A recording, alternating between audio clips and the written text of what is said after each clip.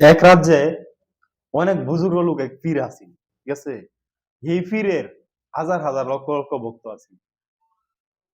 সে মারা যাওয়ার এই 1 মাস আগে হইব কইতেছে আর কি যে আমি মৃত্যুর পরে যে আমার জানাজা যে পড়াইবো তার ভিতরে 3টা গুণ লাগবো। 3টা গুণ লাগবো, সেই 3টা গুণ হইল যে যে জীবনে এক ওয়াক্ত নামাজ বাদ দেয় নাই, আর জীবনে মিথ্যা কথা বলে নাই। আরেকটি গুণ হলো যে জীবনে পরনারীর দিকে তাকায় নাই। এই 3টা গুণ যার কাছে আছে সে আমার জানাজা পড়াইব। আর যদি এই 3টা গুণ তোমরা না পাও, বক্তারা কইতেছে কি, এই 3টা গুণ যদি কারো কাছে না পাও তা আমার জানাজা ছাড়াই মাটি দিয়া লাগবে। পরে তো মাস 1.5 মাস পরে লোকটা মারা গেছে। অনেক বড় পীর। পরে মারা যাওয়ার পরে তো বড় বড় আলেম, মুফতি, মুফতি সাহেব, হাবেজ সাহেব এরা অনেক লক্ষ লক্ষ মানুষ আইছে। আইলে পরে তো মানে সবাই চিন্তা করতেছে যে কার এত বড় পীর সাহেবের এই জানাজা, মানে কার ভাগ্যে বান আছে কে জানি পড়াইব।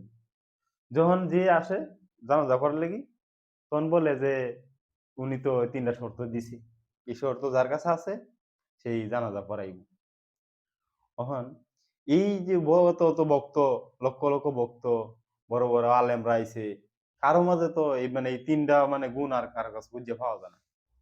বড় বড় বড় আলেমরা মানে আফসোস করতেছে যে এত বড় একজন বুজুর্গ মানুষ, অত বড় পীর, কি দুঃখ যে আজকে তার জানাজা ছাড়াই মাটি দেওয়া লাগবো।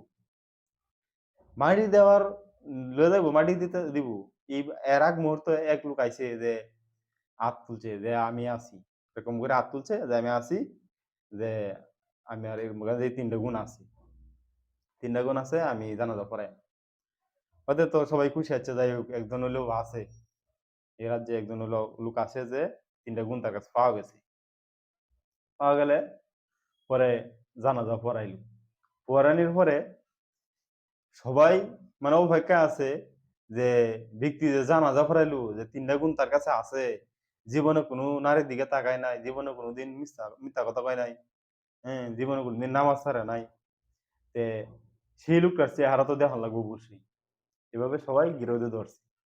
ধরলে পরে যে ব্যক্তি জানাজা পড়াইছে হে আবার কইতেছে যে তুই তো মরছস এই আমার ভাষায় থেকে গেছস।